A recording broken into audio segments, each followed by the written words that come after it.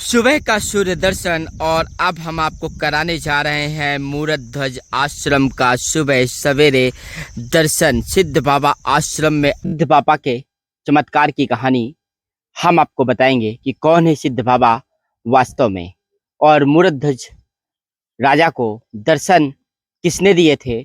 और सिद्ध बाबा के रूप में हम सीधे पहुंचेंगे पहाड़ में सिद्ध बाबा के उस स्थान पर, आपको दर्शन भी कराएंगे बाबा के चमत्कार की इस पूरी कहानी के साथ। तो पानी की कलकल की ध्वनि आपको सुनाई देने लगी होगी।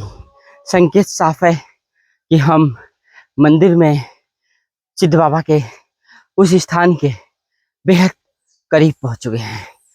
तो देखिए, पहाड़ में यहाँ ऊपर आते ही स्थान में हमें ये एक शख्स मिले हैं।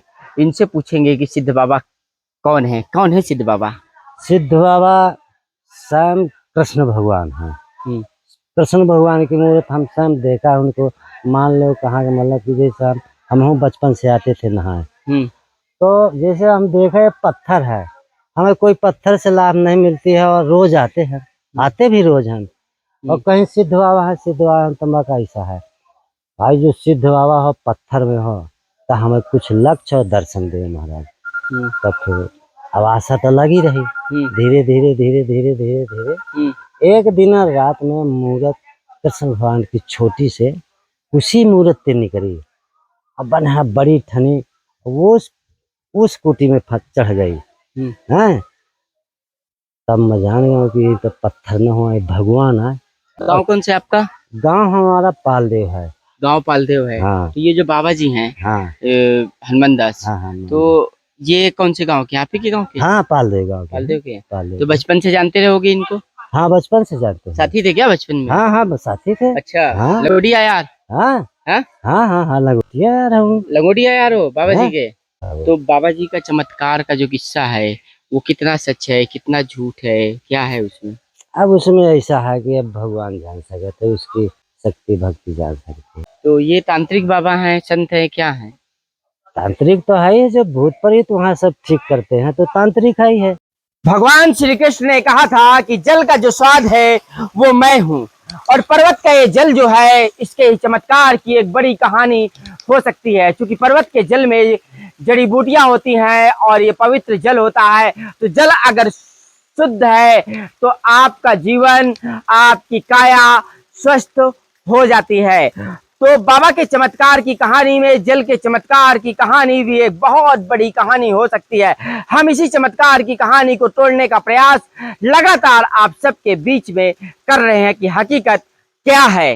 मनोजम मारुतुल्य वेगम जितेंद्रियम बुद्धिमताम वरिष्ठम वातात्मजम वानर यूथ मुक्तम श्री रामदूतम शरणम प्रपद्ये। सिद्ध बाबा का ये स्थान है। हमारे ठीक ऊपर आपको दिख रहा है, एक छोटा सा मंदिर दिख रहा होगा। हनुमान जी वहाँ विराजमान हैं।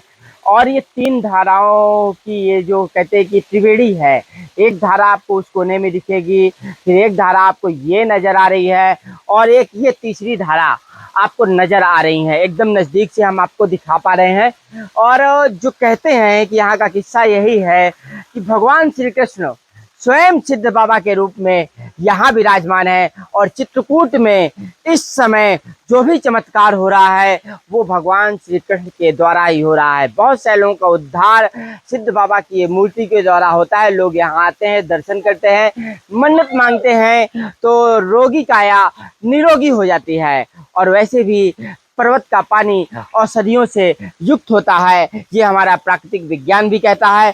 तो संभव है कि ये पानी पीते पीते भी, पीने से भी कुछ रोग ऑटोमेटिक ठीक हो जाते हो। जो आप लोग सिद्ध बाबा जा रहे हैं? अच्छा, तो कहाँ से? झरना नहाएंगे। झरना में अभी नहाएंगे। आए कहाँ से हैं आप लोग? प्रयागराज। अच्छा, प्रयागराज से चल के आए? हाँ, प्रयागराज से चल के आए। तो क्या दिक्कत क्या थी, कोई परेशानी है, क्या है? हाँ, मतलब शारीरिक परेशानियां थी। और जैसे मतलब इनके टाँकों में परेशानी है, दीदी है हमारी जी जी। तो, और हमारे पेट में दिक्कत थी। अच्छा, आप लखनऊ से? हाँ। क्या दिक्कत थी आपको? मेरे टाँकों में जोड़ों में गठियावाद प्रॉब्लम है। अच्छा अच्छा, तो डॉक्टर नहीं ठीक कर पाए लखनऊ के? अरे बहुत इलाज कराया। हमको गए 11 साल हो गए। 11 साल हो गए हाँ और कोई डॉक्टर इसको ठीक ही नहीं कर नहीं, और इन्फेक्शन हो जाता है, दवा खाते खाते डॉक्टरों की इन्फेक्शन हो गया।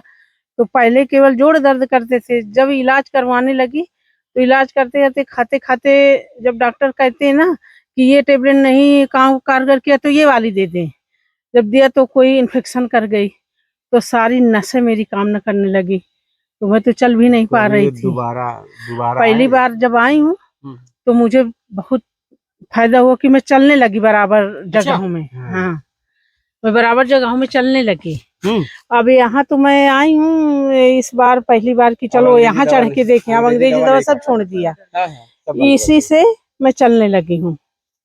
अब मुझे आराम हो रहा है और मुझे ये भी विश्वास है कि नहीं है, मतलब काफी नहीं, जब चलने नहीं पा रही थी और हाँ। चल के यहाँ से चढ़ करके अब जा रही हाँ, है। अब जा रही और है। दूसरी बात अंग्रेजी दवा बिल्कुल बंद कर दिया है। बिल्कुल बंद कर और नहीं, दिया। उनके बिना दर्द की दवा खाती थी, हाँ, अब बिना दर्द की दवा खाए ये चल ही नहीं पाती थी।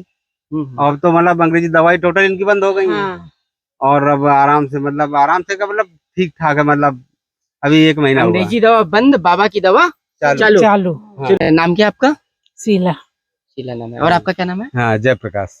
जयप्रकाश। ये मेरा भाई। आज एक बार फिर हमने भक्तों से बात की और भक्तों की जुबानी और बाबा जी के चमत्कार की कहानी में खास कार्यक्रम में आपका स्वागत है।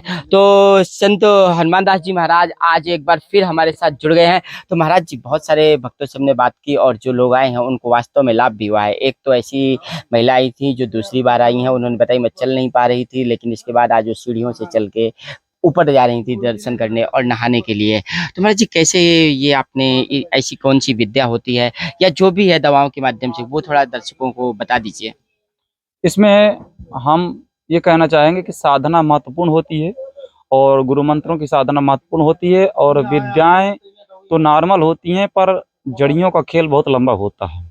हमारे देश में, हमारे भारत में और हर जगह ऐसे ऐसे वृक्ष और ऐसी ऐसी जड़ी बूटियाँ हैं कि अगर उनको पहचान करने वाला हो तो दुनिया में सब कुछ संभव है, जो कोई भी चीज़ असंभव नहीं है, जो कई कई देश के लोग मिलकर कर नहीं सकते हैं। जड़ियों में वो ताकत है कि अगर उन जड़ियों की खोज और सही रहस्य निकाला जाए तो उनसे कुछ भी हो सकता है। नस भी खुल सकती है, बिना ऑपरेशन के लोग ठीक भी हो सकते हैं, कल्प भी हो सकते हैं, और कई बीमारियां हैं तत्क्षण ठीक हो सकती हैं। बस खोज निरंतर होना चाहिए और ज्ञान उस जड़ी का सही तरीके का होना चाहिए। और विद्याओं में विद्याएं तो होती हैं पर उतना लोगों में साधना नहीं होती हैं कि साधना के बल पे सबको खड़ा किया जा सके। अगर सबको खड़ा किया जाएगा तो अपनी अकाउंट पूंजी और अपना बैलेंस खत्म हो जाएगा। इसलिए साधना के प्रभाव से और शक्तियों के प्रभाव से जड़ी की निरखोज की जा सकती है, और जड़ी की निरखोज से मानव समाज का कल्याण किया जा सकता है। जैसे वैज्ञानिक लोग कई कई वर्षों के रिसर्च के बाद मानव समाज कल्याण के लिए कुछ चीज प्रकट करते हैं और वे निरंतर हमेशा के लिए विद्यमान होती है और चलती रहती है।